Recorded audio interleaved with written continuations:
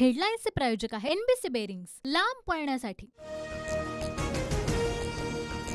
महाराष्ट्रात भटकते आत्मा 45 वर्षांआधी स्वतःच्या फायद्यासाठी खेळ सुरू करत राज्य अस्थिर केलं। पुलोच्या सरकारवरून मोदींची शरद पवारांवर नाव न घेता टीका। नरेंद्र मोदींना 4 जून नंतर कळेल शरद पवार महाराष्ट्राचा आत्मा आहेत, जयंत पाटलांचं मोदींना उत्तर। नकली शिवसेनेवाले म्हणतात आमच्याकडे पंतप्रधान पदासाठी भरपूर जण आहेत। 5 वर्षात 5 पंतप्रधान या फॉर्म्युलानुसार देश चालू शकतो का? मोदींचा राऊतांवर निशाणा। नकली शिवसेना असायला तुमची डिग्री आहे का? भाजप भाकड आणि भेकड जनता पक्ष झालाय, उद्धव ठाकरेंचा मोदींवर पलटवार। पुण्यातील नरेंद्र मोदींच्या सभेला मनसे नेते अमित ठाकरेंची उपस्थिती। मनसेने महायुतीला पाठिंबा दिल्यानंतर अमित ठाकरे प्रथमच महायुतीच्या व्यासपीठावर। पुण्यात मोदींच्या सभेसाठी प्रति व्यक्ती 4,000 रुपये दिले। पंतप्रधानांच्या सभेसाठी पैसे देऊन लोक गोळा करण्याची वेळ आली आहे भाजपवर।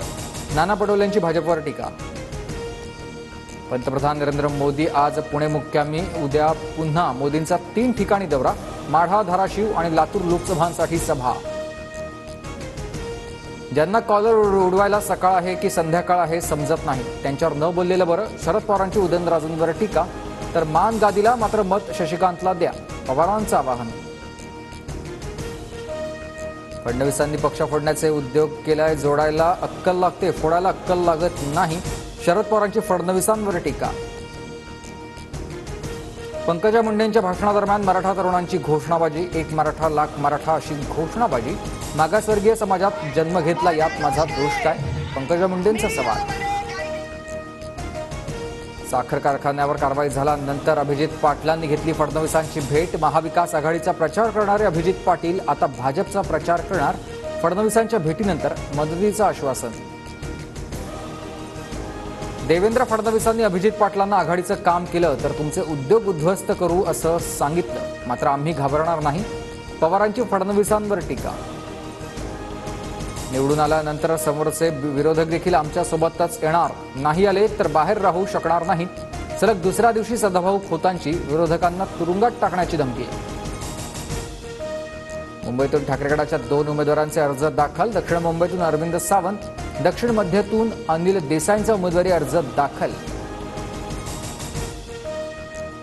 नाशिकचा तंटा अद्यापही कायम। शांतिगिरी महाराजांचा शिंदेच्या शिवसेनेच्या नावानं अर्ज, मात्र अधिकृत एबी फॉर्म नाही।